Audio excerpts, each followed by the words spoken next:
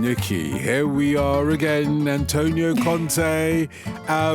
Well, he's got it sounds like you put out the bat signal for her because this is such a deep crisis. It is. I mean, I'm not arguing with you. Crisis? What crisis? Indeed, that's a good point because Napoli are doing so well and Antonio Conte's moaning again. What's he got to moan about now? I think it's just Antonio Conte embracing himself. We're late in the season. He's got to play the hits for the fans. He doesn't know if he's going to be in Naples for a long time. He wants to make sure he's given them the full Antonio Conte experience. It's all part of the package. It's been... Well, it hasn't been a remarkable week because we're so used to this from Antonio Conte. It's a feature of his time at almost every club I can think he's been at.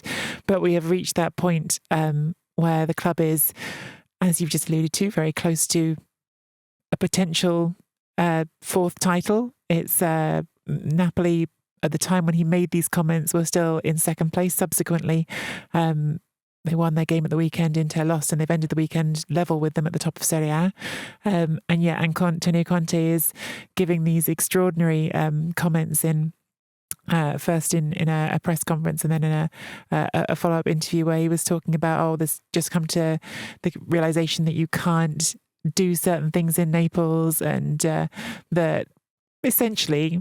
And again, don't stop us if you've heard this before, that not enough people are giving him enough credit for how remarkable what he's doing is, how difficult it is, and how unreasonable it is that anyone expects him to be able to compete for the title at all. We are here to give him the credit he deserves. Antonio, just because we're scared? Yeah, that as well, obviously. Yeah. But also because, as Nicky alluded to there, they're level with Inter.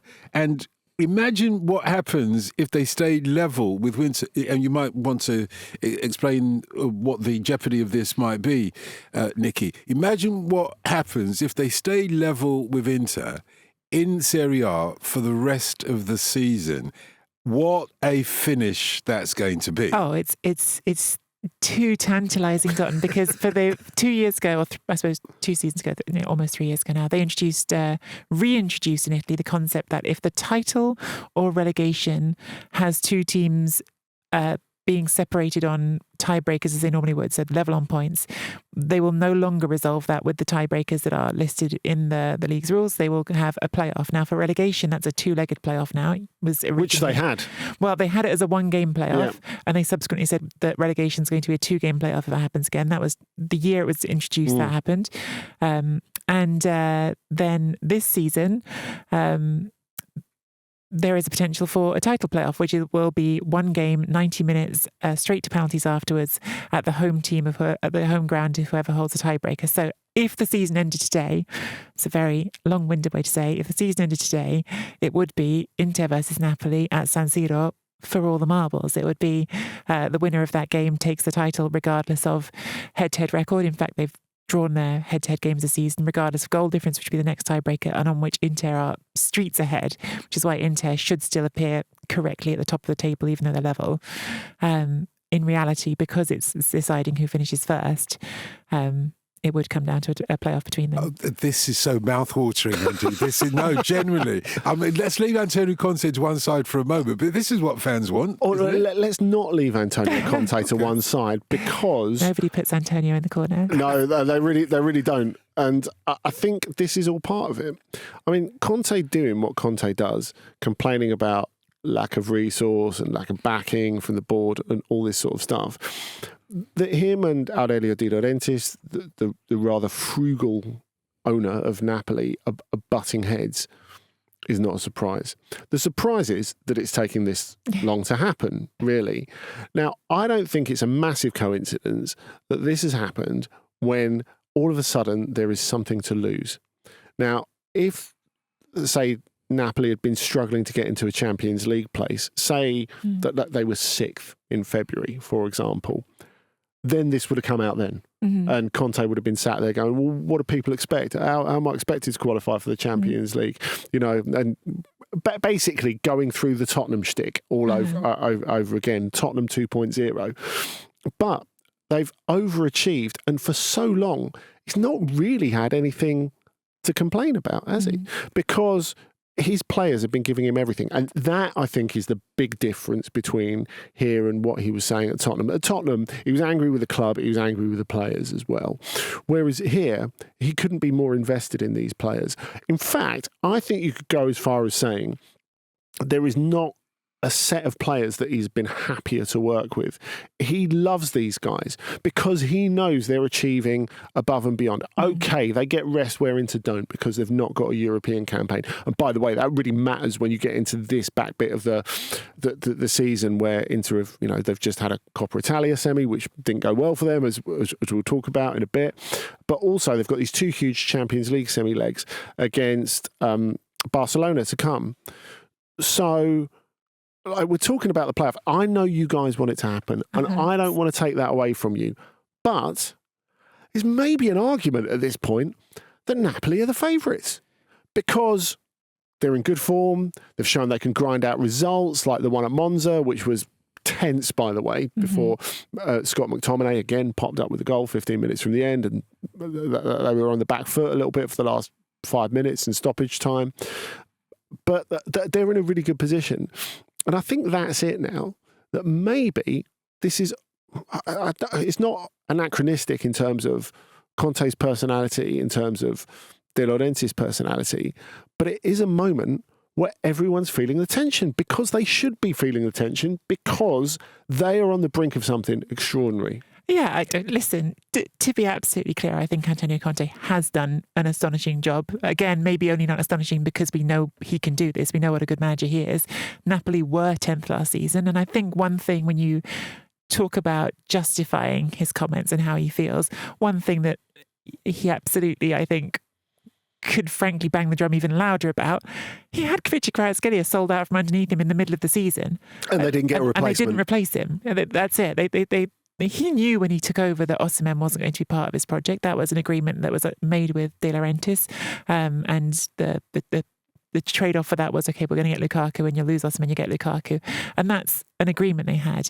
And perhaps there was even agreement that Kvaratskhelia might be here not forever, but absolutely he thought Kvaratskhelia was a cornerstone of his team for this season, and that goes in January. We've already seen how impactful that's been on the other side of it for Paris Saint-Germain to get a player that good. So he has lost a hugely influential player in the middle of the season. And despite that, and despite the fact that his squad, in my opinion, is objectively worse than Inter's, they are level on points with 5 games to go. So I think he has done a very impressive job. What is that job? What has he actually done? What's made the difference?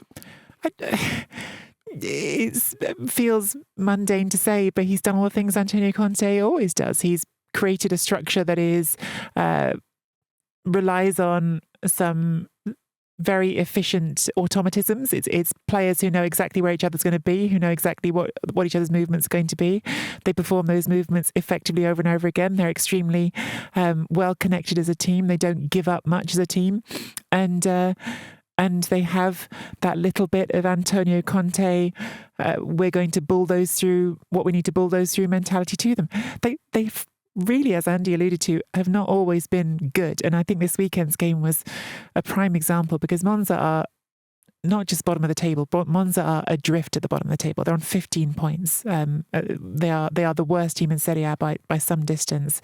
And Napoli did not make it look easy. They did not make that look like a walk in park. And furthermore, that was their first away win for 3 months in Serie A. So they have not been making this plain sailing. But despite it all, despite those problems, and in part, I will say, because specifically of McTominay, who has been exceptional and has scored big goals for them in several games this season, they are on 71 points. They're on 71 points after 33 games, and that is not always in every league these days because you have had runaway teams, but in most seasons that's going to be enough to put you in the title race. So they've earned it. They have absolutely earned it without being pretty. And they've earned it by being, again, just a very, very reliable, making the most of what they've got Antonio Conte side, I would say. And I think really when if you're looking at it from the De Laurentiis side, you're thinking, hang on, at the start of the season, I gave you most of what you wanted. And Napoli, their culture is not to spend under De Laurentiis a lot of money, but they stuck in the race to get Lukaku and made sure they got him, who's a cornerstone. He's been excellent. 12 goals, 10 assists. He's having an excellent season as well, worth saying. Conte wanted him and gets the most out of him. And McTominay is also part of that. You look at Billy Gilmore, who's come in and been useful. They've been able to hang on to Lobotka. Bongiorno has been really good at the back. Another expensive one, actually. Yeah, another big signing. Exactly. So, I think if you forget Antonio Conte, you wanted to forget Antonio Conte for a minute. No, I'm going to forget him for an instant, even though it's virtually impossible, just for you, Dotun. If we sort of zoom out and look at the bigger picture with Napoli and how they do things, I think even though we're looking at Napoli as being a little bit frugal, and it's been a criticism of De Laurentiis for years, I think you've got to understand where he's come from. The fact that he picked up this club that's on its uppers and has built it up, really. And so he doesn't want to take any unnecessary financial risks. And I think that's understandable. Now, of course, he's gone too far the other way in some cases where he's undervalued assets, like the way he's treated Osimhen, Kvaratskhelia, particularly Luciano Spalletti. Obviously, that was horrendously mismanaged and that led to the very bad season they had last year. But if we're sort of drilling down on what happened with Kvaratskhelia, of course, it's unfortunate for Conte that he goes mid-season. If you're making an argument for De Laurentiis, he would say Kvaratskhelia, having not signed a new contract, had us over a barrel, and we managed to get a good fee for him. I mean, they got 7 times what they paid for him, having got an extraordinary amount of service out of him, and them not going out and spending a load of money. Look, I've seen a lot of Alejandro Garnacho firsthand, and quite frankly, they dodged a bullet not paying 50, 60 million for him. He's in no way a good enough replacement for Kvaratskhelia, and it is that simple.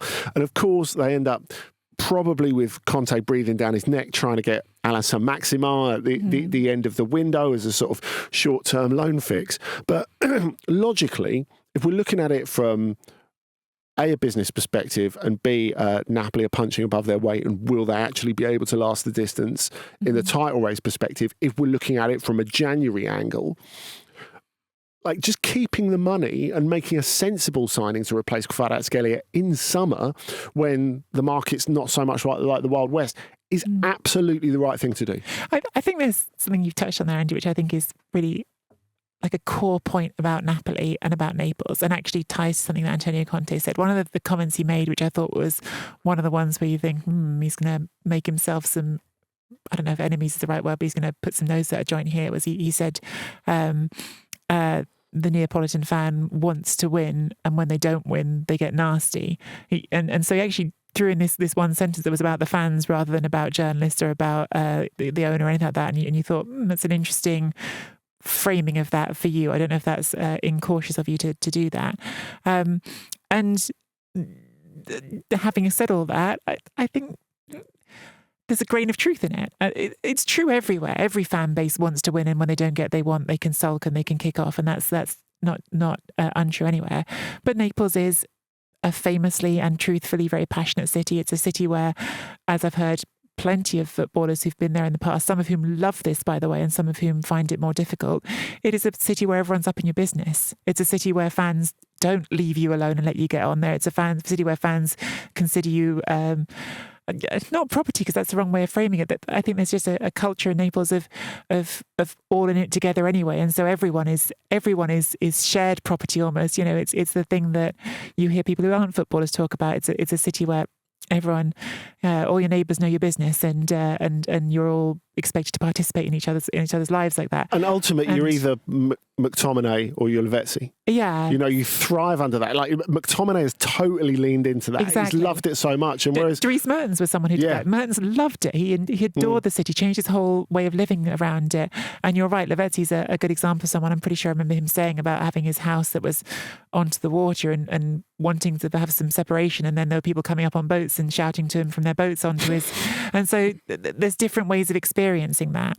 And I think De Laurentiis' great strength, actually, and lots of Napoli fans still don't like him even after he's won the league there as an owner.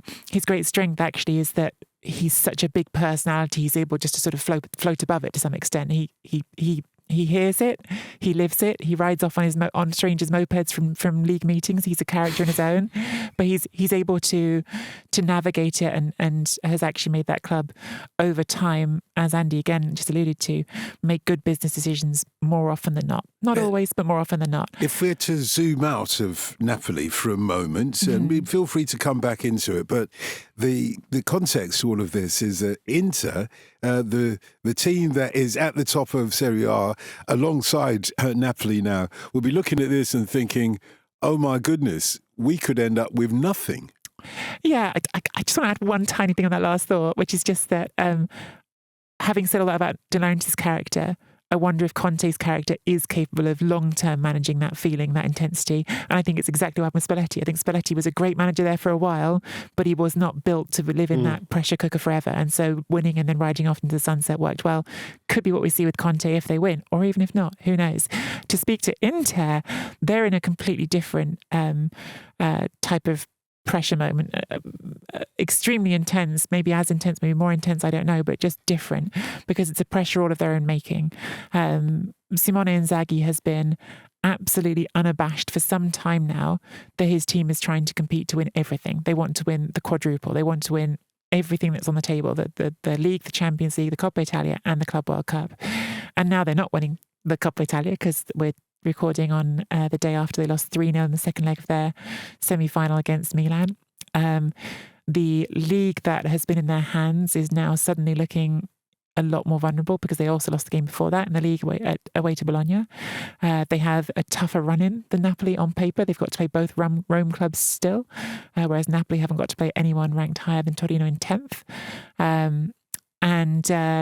All this while also juggling that they're competing for the Champions League. I think I made a terrible Inzaghi-Icarus pun in our group chat on the way here. Some of us enjoyed it. But there is suddenly, horrifically for Inter, a real prospect that the best team in Italy, and they are, in my opinion, the best team in Italy, it's unambiguous. Comfortably. Could end this season with no silverware at all, having gone for all of it. Is a part of that their management of the big matches? I mean, I don't know. The quarter-final against Bayern was closer than it should have been. I thought Bayern were really good, actually, particularly considering their injury situation, as we've discussed on previous OTCs. The thing I really can't get my head round is this problem they've got with Milan this season. So now they've played them 5 times, if you include the Supercoppa, the league meetings, and this 2-legged Coppa Italia semi-final. Milan are in a state this season. 9th as we speak, on the second coach of the season. Doesn't look like he's going to see the summer, or much of it anyway. And yet, Inter haven't beaten them this season. I find that extraordinary. I went to the first leg of the Inter Milan semi-final in the Coppa Italia, and again, Inter were clearly the superior side. I thought Milan set up very intelligently, but they needed Mike Maignan to have a very good game, and they came away with a 1-1 draw. So you think, okay, what will Inter have learnt from that in the second leg? It turned out not much, because 3-0 looks awful for them on paper, and obviously it is. But actually, it wasn't that much different from the first leg of the semi-final. They're the better team for most of it. They have loads of chances. This time, they don't make Maignan make loads of good saves, although he did make one brilliant one from Steven de Vrij. But I don't know, you can't tell me it's all down to Luka Jovic looking like the player that Real Madrid bought for 60 million for the first time in a very long time. It felt like Milan did the same thing that they were aiming to do in the first leg, defend sensibly and pick them off. Why weren't Inter prepared for that? And why have they got this problem with Milan in the derbies? There's almost too many questions here going on. I apologise. Because the answer that I think is the truest answer to what happened in last night's game is its own story, which is I think that team is exhausted. I think that team is exhausted, and I think it has less depth in key areas than it needs to. There are some areas of the team where I think the depth is okay, but looking at the attack in particular in the last couple of games, and Marcus Thuram hasn't been available, and you're looking at Mehdi Taremi, who came in, and I thought it was a good signing at the time when he came in. hasn't been good, just hasn't. And they've needed more from Arnautovic than they should have, haven't they? Arnautovic, likewise, all these players aren't having the impact that they need to. And what's fascinating actually is when you compare to the last Inter team that went to a Champions League final, and the great strength of that team, in my opinion, was that it had 3 really strong forwards that it was able to rotate between, because it had Lautaro, it had Dzeko, and it had Lukaku, and they were all doing different things. They were all contributing in different ways to that attack. This attack, when it's Lautaro and Thuram, I think it's better. I think that attack has more to it. I think that Thuram has brought a dynamism to that attack that it didn't have before. But as soon as he's not there, it doesn't look as potent. And more than that, the whole team is tired. And I think one of the most telling things was after this game, for the second time in 4 days after the game against Bologna, I sat listening to players give press conferences talking about tiredness, and all of them saying the same things. Derail last night, but I at the weekend. Of course we're tired, but that can't be an excuse. And then Inzaghi saying, I'd like everyone to stop talking about tiredness, because it's almost like they've talked about it so much they can't get it out of their own heads. It started to manifest. Yeah. It knackers you out talking about tiredness, I'll tell you that. Yeah, and I think it's become a self-fulfilling prophecy for them, and I genuinely think for the first time that I'm worried for them they won't be able to shake out of that mindset almost as much as the physical tiredness. But there is a separate thread there, which is that why do they always lose to Milan or not beat Milan this season? And I don't know if I have as good an answer to that one. Conte-ism obviously came in and won right away against them in the Supercoppa. Clearly for Milan, this was the season at this point, frankly, was winning this game. Ideally winning the next one and securing Europe through it. But they're 9th right now, Milan. And not by chance. They've not been good quite often, even since they changed to Conte-ism. So this magic they've had in the derby, it's almost like a belated revenge for that Champions League semi-final they lost.